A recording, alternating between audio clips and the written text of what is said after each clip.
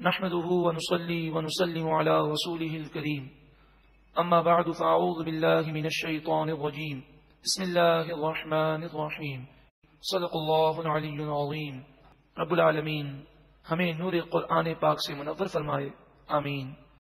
سورۃ العنکبوت کی آیت نمبر 14 سے، اور یہ سورہ عنکبوت کا دوسرا رکوع اور 20ویں پارے کا 14واں رکوع ہے. یہاں سے درس کا آغاز ہوگا.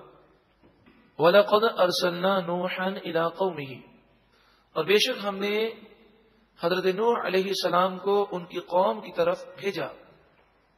آپ اپنی قوم میں تبلیغ فرماتے رہے.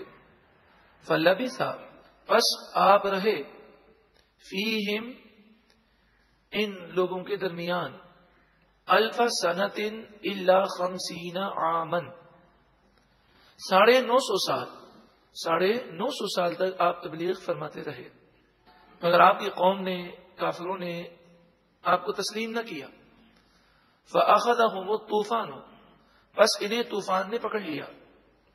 وَهُمْ ظَالِمُونَ، اس حال میں کہ وہ گناہ کرنے والے تھے، ظالم تھے. فَأَنْجَيْنَاهُ، بس ہم نے حضرت نوح علیہ الصلوۃ والسلام کو نجات عطا فرمائی. وَأَصْحَابَ السَّفِينَةِ، اور کشتی والوں کو نجات عطا فرمائی. وَجَعَلْنَاهَا آیَةً لِلْعَالَمِينَ، اور ہم نے اس واقعے کو تمام جہان والوں کے لیے عبرت کی نشانی بنایا.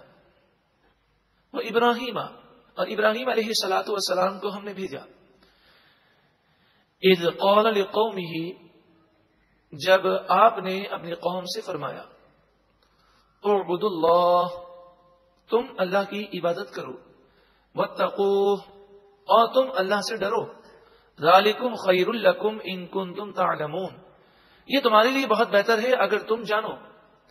انما تعبدون من دون اللہ اوثانا، تم تو اللہ کو چھوڑ کر صرف بے جان بتوں کی پوجا کرتے ہو. وتخلقون افکا، اور تم من گھڑت باتیں اپنی طرف سے بناتے ہو. ایک من گھڑت من مانی صورت تم بناتے ہو اور اس کے بارے میں تصور کرتے ہو کہ یہ الہ ہے، خدا ہے. جو تمہارے دل میں آتا ہے ویسی تم حرکتیں کرتے ہو. ان الذین تعبدون من دون اللہ، بے شک جن بتوں کو تم پوجتے ہو، حضرت ابراہیم علیہ السلام نے فرمایا، لا یملکون لکم رزقا، یہ بت تمہارے لیے روزی کے مالک نہیں ہے. فابتغوا عند اللہ الرزق، بس تم اللہ کے پاس روزی تلاش کرو. واعبدوہ، اور تم اللہ ہی کی عبادت کرو. واشکروا لہ، اور اسی کا شکر کرو. الیہ ترجعون، اسی کی طرف تم لوٹائے جاؤ گے.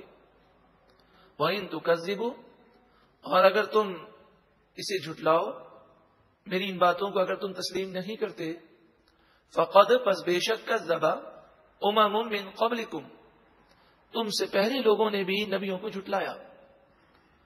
وما علی الرسول الا البلاغ المبین، رسول پر تو صرف واضح ڈر پہنچا دینا ہے. نبیوں رسولوں کا کام اللہ کا پیغام پہنچانا ہے.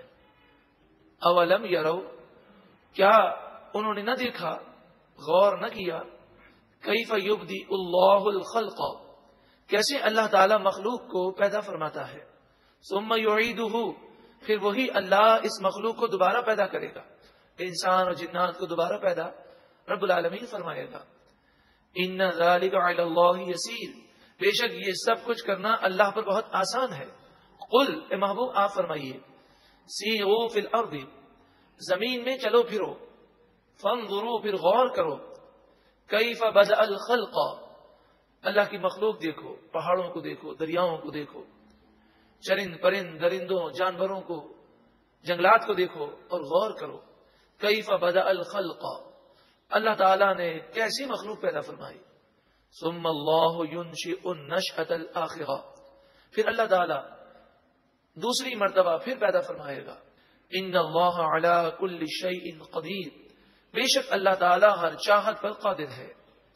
یعذب من یشاء، جسے چاہے گا عذاب دے گا. وَيَرْحَمُ مَن يَشَاءُ، اور جسے چاہے گا اس پر رحم فرمائے گا. وَإِلَيْهِ تُقْلَبُونَ، اور اسی کی طرف تم لوٹائے جاؤ گے.